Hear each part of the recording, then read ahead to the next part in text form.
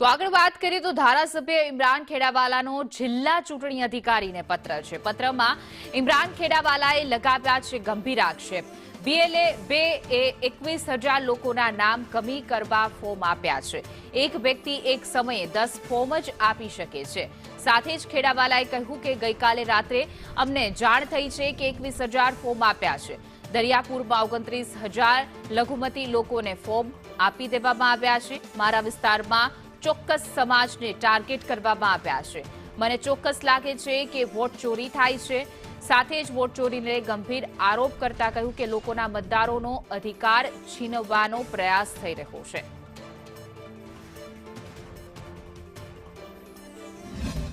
कि जमालपुर खाड़िया विधानसभा अंदर जे BLO 2 જે ભારતીય જનતા પાર્ટીના પણ હોઈ શકે છે, બીજી અન્ય પાર્ટીના પણ હોઈ શકે છે. એવી રીતે અલગ અલગ પાર્ટીના BLA 2 જે કામગીરી કરતા હોય છે, જે રાજકીય માણસો હોય છે. એ પ્રમાણે ગઈકાલે જે મારા પાસે જે માહિતી હતી કે જમાલપુર વિધાનસભા વિસ્તારના અંદર, જમાલપુર ખાડિયાના અંદર 150 જેવા એવા બૂથ છે જ્યાં મુસ્લિમ સમાજની વસ્તી છે અને મુસ્લિમ સમાજના મતદારો છે. એ મતદારોને ખાસ ટાર્ગેટ કરીને ફોર્મ નંબર 7 BLA 2 દ્વારા આપવામાં આવ્યા.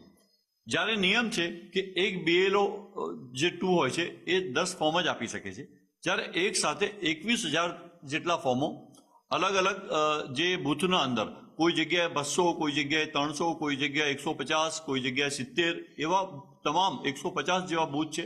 એના અંદર એ લોકોએ 7